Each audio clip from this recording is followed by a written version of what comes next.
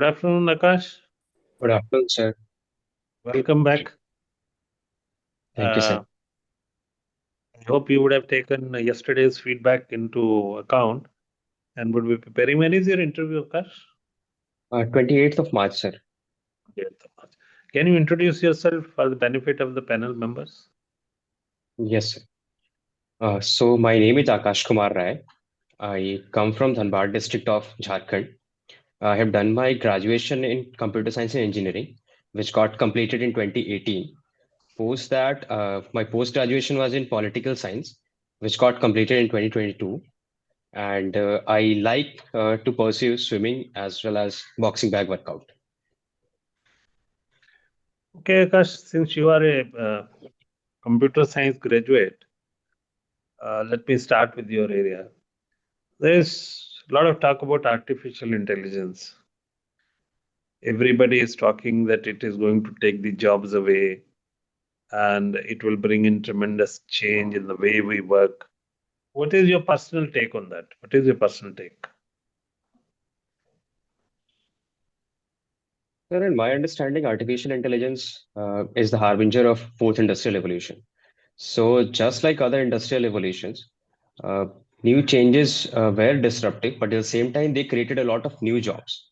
Same thing will happen with artificial intelligence also, where people taking care of the machines will be a new kind of jobs like I'm forgetting different roles that have been created, but different jobs are getting created. So,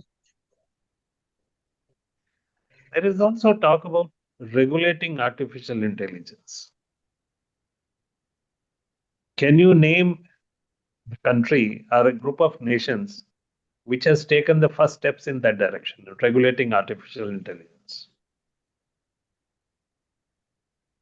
sir, recently United Kingdom had convened a summit, uh, Global Partnership on Artificial Intelligence, if I'm not wrong. Uh, so there, India, France, and among other countries, they had convened there to regulate artificial intelligence. Then Government of India has also organized a summit. So these are some of the initiatives. I am asking a group of nations have already, I'm giving you a hint, they already brought certain regulations in place to control the artificial intelligence used by individuals, by companies. Have you read about it? Or you have any idea about that? Sir, I have some surface level knowledge. EU had brought some regulation in European Union. Yes. So you read that because that is very important since it is your area. EU has brought in certain regulations to regulate the use of artificial intelligence, and they have put some liabilities on the people or the companies which will be using the artificial intelligence. Akash, recently the government brought in three criminal acts by putting that in place of the old Indian Penal Code, Criminal Procedure Code, and Indian Evidence Act.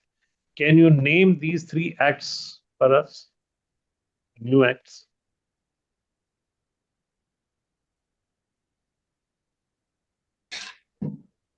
Uh, One is Bharatiya Nyaya Samhita. Another It one is replaces.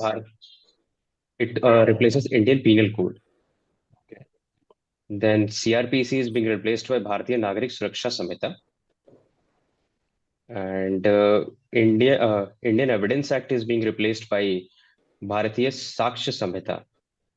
Hmm. Okay, good. How these laws are different from the old laws?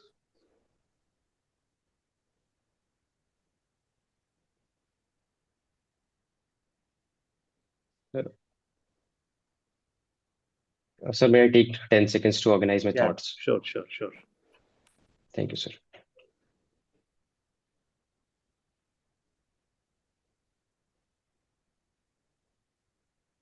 Yes, sir. So the Bharatiya Nagarik Suraksha Samhita, CRPC, it includes procedures including collection of evidences, a better role of forensic evidences, better use of forensic sciences. Then Bharatiya Sakshya Samhita talks about use of digital evidences also as an admissible evidence. And the third, so third one I'll have to read. There is a reservation in India. Now, there is some criticism that reservation is not percolating down to people who really deserve it. It is, used by the upper, what they call creamy layer in different castes. What are your views? Do you think we should bring in a change the way reservation or the affirmation action, as it called in some countries, is being implemented in India?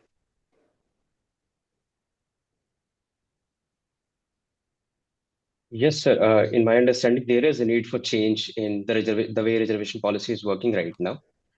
So, better ways would be that limiting reservation to one or maximum two generations. Uh, if two generations are getting benefit, we can stop reservation for those uh, families.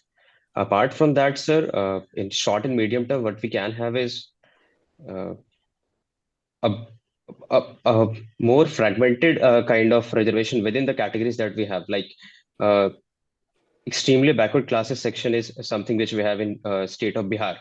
So something like that, newer categories where some priorities can be given to people who are not being represented in government jobs as well as government educational institutions.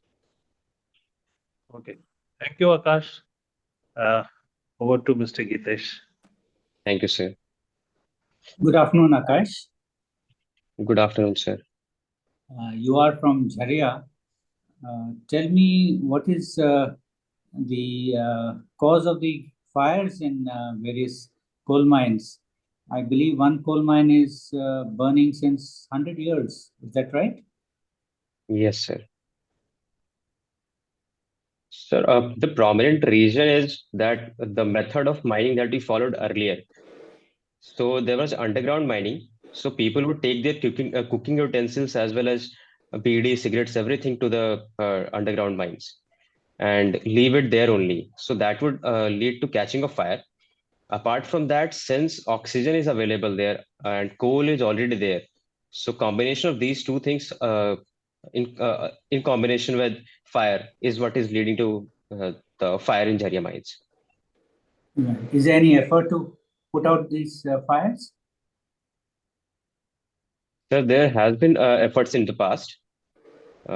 So one is that we were collaborating with Japan and we were putting some sand on the coal in the areas where there was fire. Then second, sir, we were trying to create trenches across on the sidelines of the areas where we have fire, so that we can contain the fire in a particular region. Though some mistakes by change in administration and negligence led to spreading of fire further. So again, we can do something like that. You are from Jharkhand, and Jharkhand is known for its forests. Do you have an idea what the forest cover is in India? A recent report for 2023, it says that we have crossed the 25% mark for forest cover. And what is the norm? What is the goal? Or what is the optimum cover that is recommended? Sir, various UNFCCC summits have recommended 33% limit. Right. Even our national Right. You're aware of various conservation, animal conservation, wild animal conservation projects and initiatives. Project Tiger, could you tell me something about Project Tiger?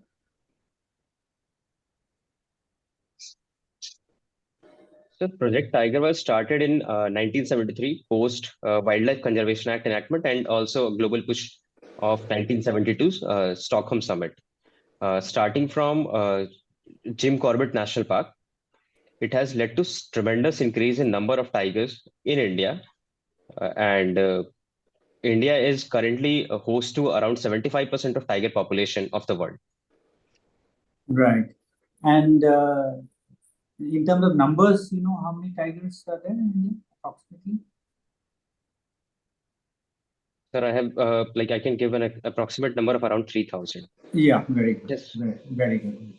There is a newer kind of initiative to settle cheetahs in India, right? There's cheetahs were brought in from Namibia and South Africa.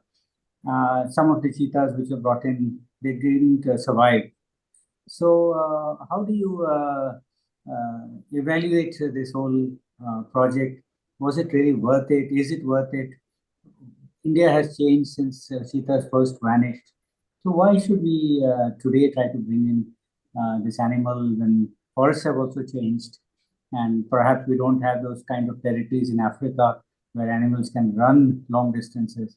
So, what is your take on this cheetah project?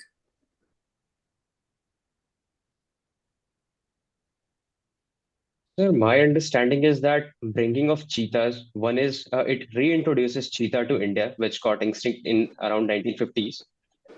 So that brings a better brings a new animal to the a new species to the national pool. And then, sir, because cheetahs are keystone species to particular ecosystem. So in case we introduce them to grassland, we are expecting that the grassland ecosystem as such of the area where cheetahs will be introduced will become relatively better. So it helps in better upkeep of the area also. Then, sir, it is also about national pride that we will be having four of the big cats, if I'm not getting the number wrong, sir. Right. Okay. On international relations, no doubt you have been studying the situation in Bangladesh, right? Now, based on our experience with having dealt with Sri Lanka and Maldives recently, how do you think the Indian government has been, working with the Bangladesh issue? Do you think that we are on the right track in general?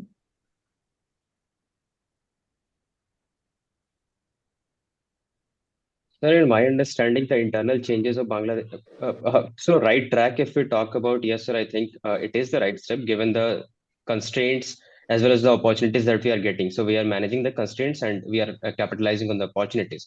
It includes a visit of our foreign secretary to Right. Bangladesh, as well as, and there was a meeting, a discussion with all the leaders of the present regime in Bangladesh. Then also open channel with from our own prime minister to their present uh, chief advisor. So we are on the right track. And what are the learnings from Sri Lanka and Maldives? Our experience with these countries in the recent times. Anything positive? That we have to bide our time because we can do very limited. We can do very little when there is internal political changes happening and parties are adamantly against taking anti-India posture. All we can do is damage control. Right. India recently also facilitated export of a very important item to Bangladesh. Did you see that in the news? Sir, I think I have missed it. Rice. Yes, sir. So Bangladesh has imported some rice from India. The ships have docked in Bangladeshi ports also. So there are some positive developments. And so, what would you say if Bangladesh is demanding extradition of Sheikh Hasina? What would be your response? Sir, I don't have very clear opinion on this issue, sir. I will read all this, sir. I'm sorry. Why not? Isn't it a live issue? You have done international relations also, so why is it that you need to read about it today? Sir, I have to understand the nuances and I don't want to take a position which I might change in the course of discussion. Right. Okay. Thank you. Thank you, sir. Akash. Yes, sir. Akash, what are your core values apart from those which are fundamental in nature for civil services? What are your core values?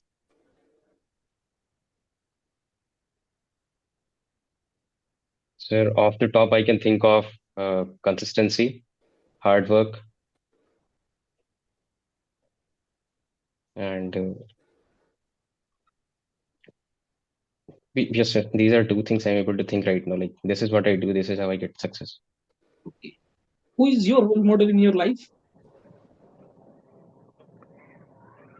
So both these values I have learned from my father only. From your father. Can you name any important values which you have learned from your father? Discipline, which is consistency, sir. Very consistently, I have seen him going to the shop on a very precise time, like 7 o'clock. If he has to go, he will go there. So that has taught me to do things on a disciplined basis and a consistent basis. And hard work is again something which I have seen him doing. So Very these are some. good. As far as the ethics are concerned, in India, we have code of conduct, but we do not have code of ethics. What do you think? Why India is not having a code of ethics in the administration?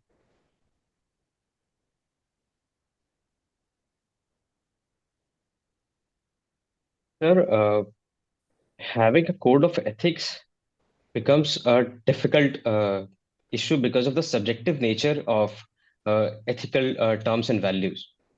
Can you give one example? Sir, let's say integrity. Now, integrity is that I will not.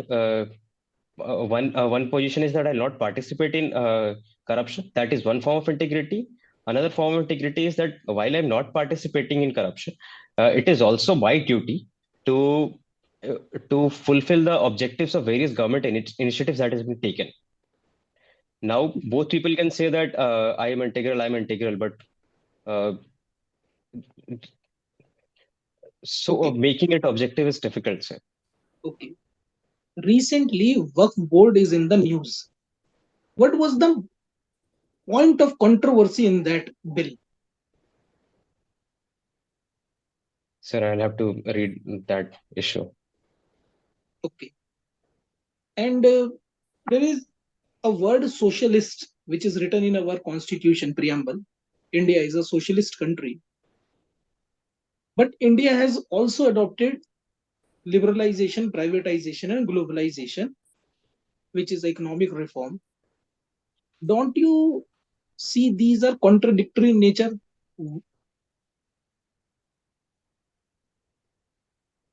Sir, India's adoption of model of mixed economy has always been with the intention of creating more and a bigger and bigger resource pool, so that from that resource pool we can do welfare for the weaker section and disadvantaged section of our society. So, Through and this is, socialist, through socialist we can do this, or through LPG we can do this. sir, LPG will create the resources, Okay. and the ideology of democratic socialism, which was espoused by Pandit Nehru as well as Dr. Ambedkar. So that from there we will get the resources, and those resources, a pie of resources, can be used for welfare with schemes like PM Awas, PM Jan Dhan Yojana, all kind of schemes we Don't can do. don't you think because of LPG, market is basically overpowering the government nowadays in its all the decisions?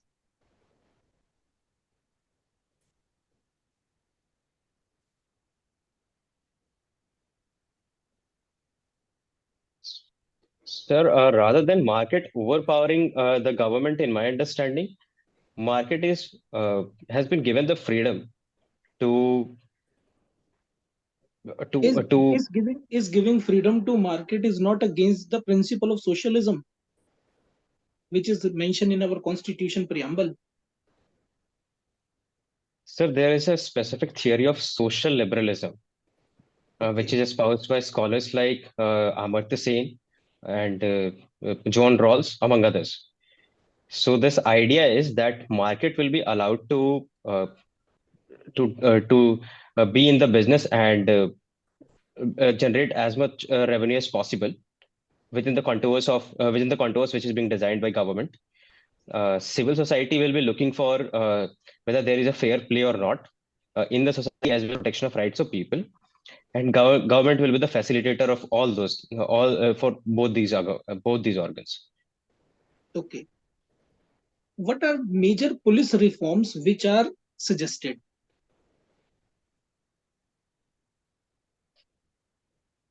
So, sir, Prakash Singh's judgment of 2007, Honorable Supreme Court has recommended one security of tenure for Director General of Police. Sir, other reforms. There are seven specific reforms, sir. I have to revise them. Okay, no issues. Are these reforms being implemented effectively at ground level or not?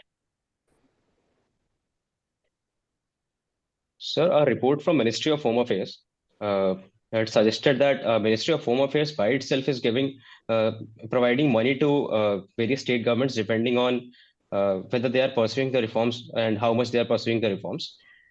So some states like Rajasthan, West Bengal, their availability of weapons, vehicles, that is being ensured, and accordingly they are getting money from central government. State governments are taking up their own initiatives through digitization and mm, and yes, sir. So these are the measures being taken, and this is how the reforms are being implemented.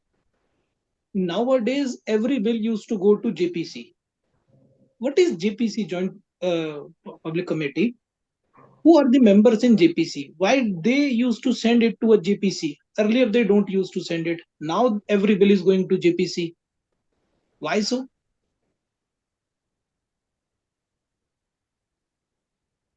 Sir, Joint Parliamentary Committee is a committee comprising of members from both Lok Sabha as well as Rajya Sabha.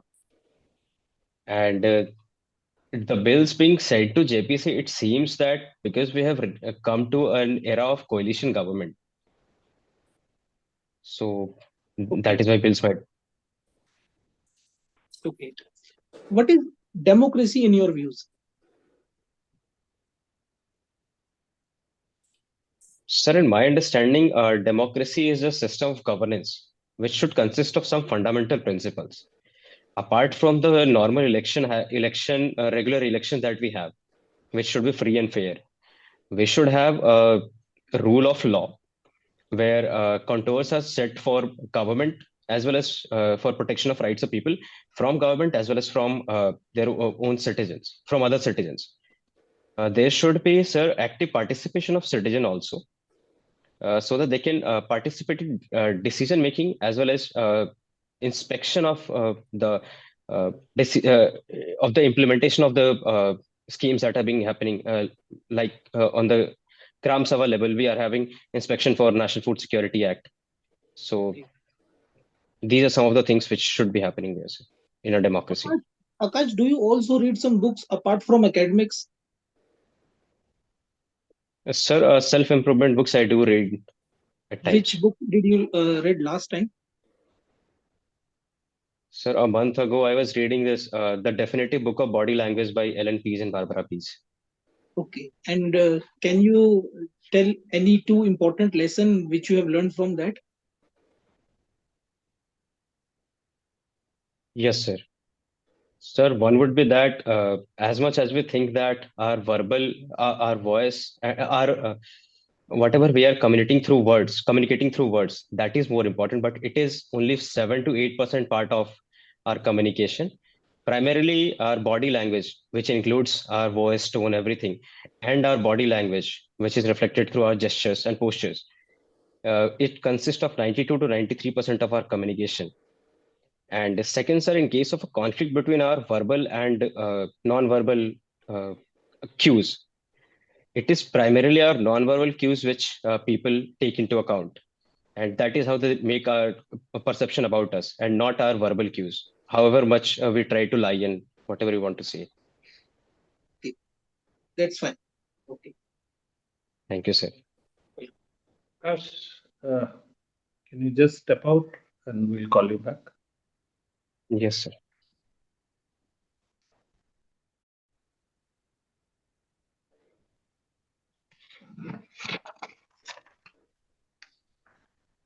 Akash, your interview is in March, I suppose. Yes, sir. So you have time.